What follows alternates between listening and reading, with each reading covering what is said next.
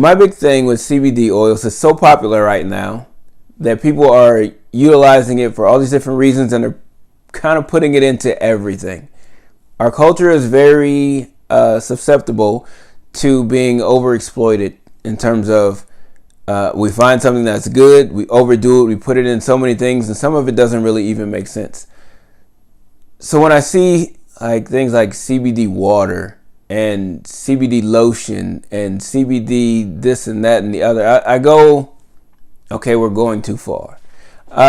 People who smoked marijuana for years, they understood the side effects or the effects of CBD, as well as THC. They had the psychedelic effects from THC, and then there's a couple different receptors that come into play with CBD, CBD1, CBD2, and although that what we don't really talk about is the CBD system, the endocannabinoid system that is affected is in our central nervous system and all the other cells, and we don't really understand it yet 100%.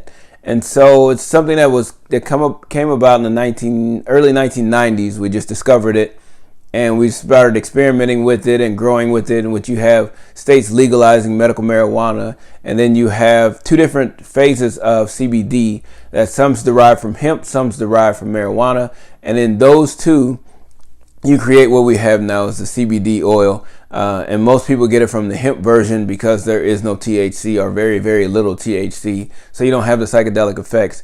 But the best way to take any of these oils is internally. I've never heard of anyone like rubbing marijuana plant on their hands and say, oh, I'm high now. I mean, it doesn't work that way. I mean, it's something that's best taken internally. It will get into your system and go from there. The oil is maybe one of the better ways. And if you can take it sublingually, that will probably be the fastest to get in your system.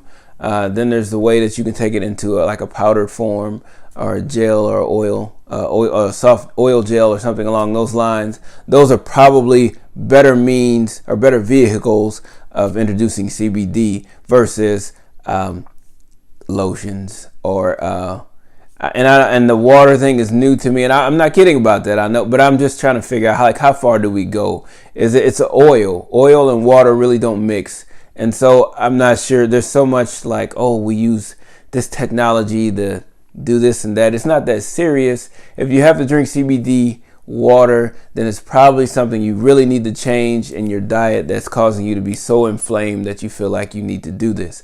If you're looking for something that's going to help calm you down, you can drink pH water.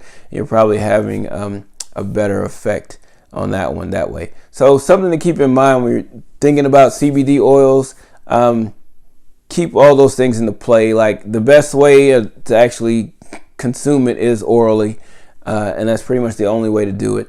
And the other stuff, I'm not too sold on. Most of the things like menthol and camphor, those are things that are meant for your skin. They'll go through the skin, but kind of piggybacking CBD off of those, not really certain on that one. It's kind of one of those things that